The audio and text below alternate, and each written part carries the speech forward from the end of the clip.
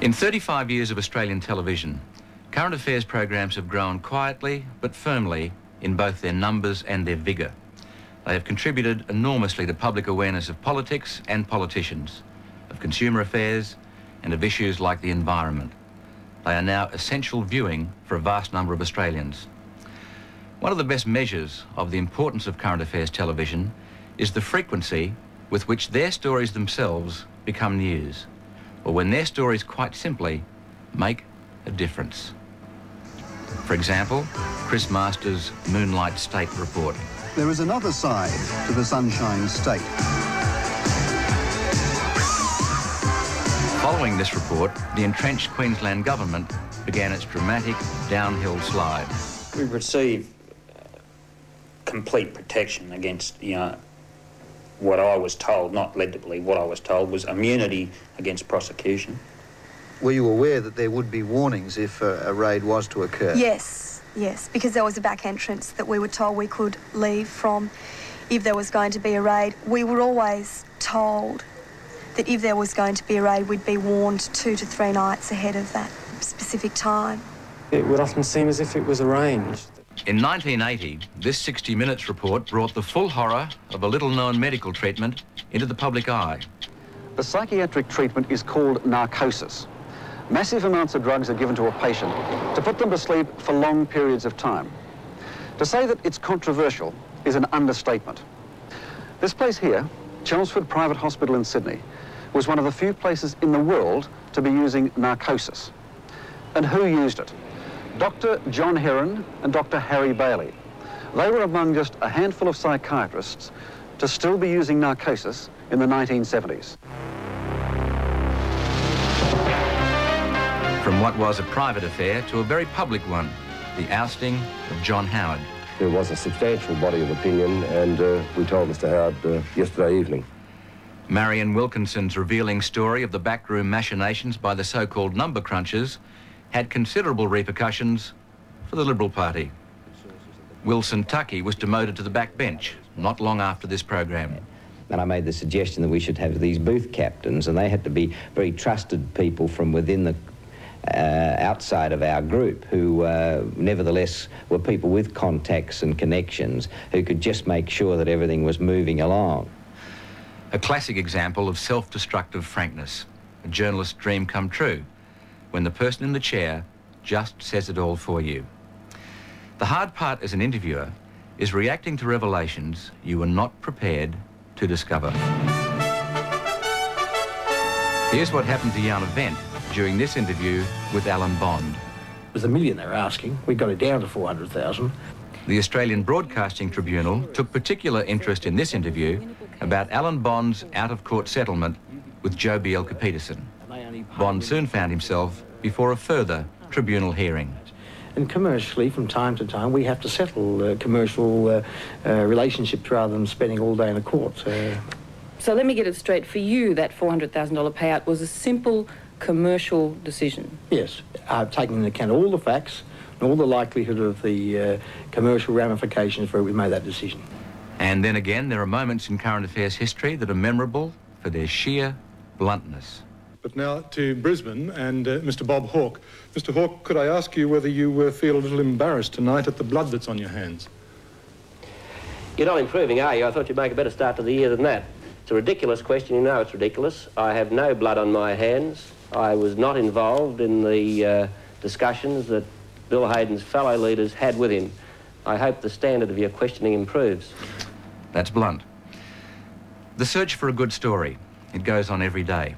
There are about 30 hours of current affairs television programming to fill every ratings week of the year, and the search for material is more often than not hard slog. It takes many, many phone calls, endless research, a bottomless pit of perseverance, and sometimes a certain amount of bravery. Mr. Steele, can I ask you some questions, please, about Steele's place here? Mr. Steele. Mr. Steele, please. Do you know this gentleman? No. I'm sorry. Sorry to interrupt.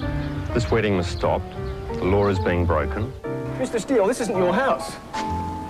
Hey! Mr. Steele, this isn't your house. Mr. Sims. Mr. Sims. Michael Munro is my name, sir. Mr. Sims! No. Listen, go away. No, Mr. Hopper. Don't do it. One film. Do you mind? Do you mind not getting me? Mr. Steele. Do you know this man? Do you know this man? No. Can you tell us? Thank you. Sir, can you tell us? Thank you. Thank you. So, Thank you. Thank you. excuse me, sir, Thank you. you won't do that. I'm sorry. That's assault. Excuse me. That is assault. Yes, because I ask you to leave and you're not leaving. Now I'm going to assault you. I'm going to assault you. Now, that wasn't necessary. You assaulted me. Don't you assault me. Just wondered if we could ask you some questions. I'm sorry, mate. Excuse me. Ask you some questions about the company that you run and why the company... Have you got something to hide, Mr. Daly?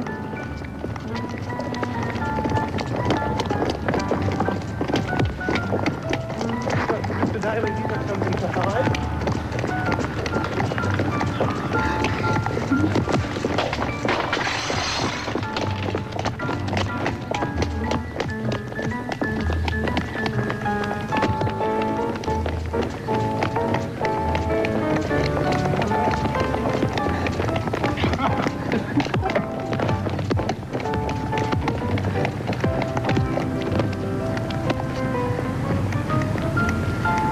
Well, it doesn't look like we're going to be able to speak to Mr. Ian Daly, unfortunately. Mr. Steele. Quit that up. Oh, Mr. Steele, this is... Quit that up. This is ridiculous, Mr. Yes, Steele. it is ridiculous on your part. Now, you know, I'll have my solicitor back in touch with you. But, Mr. Steele, this isn't even your house. Out of the yard. And I mean now. You've got to bloody hide, you people. Do you think Come in here. Out. Do you think you might have a hide, Out. Mr. Hodges? Out. Do you think you might have a hide? Out. Out. Out. It's always interesting. A lot of people believe the natural progression, the career path, if you like, of a reporter is to become a studio-bound host where all is calm and controlled. Let me assure you that a studio, for a variety of reasons, is no haven. Alderman White seemed to be becoming more agitated towards the end of the interview. He took offence to a remark made by Councillor Richards, and then this action took place at the end of our interview. Well, Alderman White said to me, if this is not the truth, may God strike me dead. And I said to him, I hope he does. You live with a badge and that's all you got. Do you know what that is? What is it? What is it?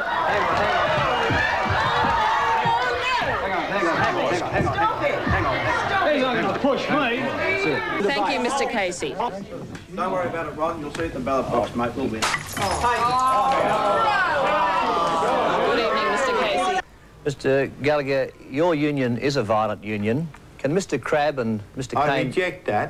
I reject that, and if you continue along that lines, this will be the end of the program. Well, Mr. Gallagher, I just... You be very careful. Mr. Gallagher, I just refer you to today's vision. No more, all right? He's blacklisted like his brother, all right?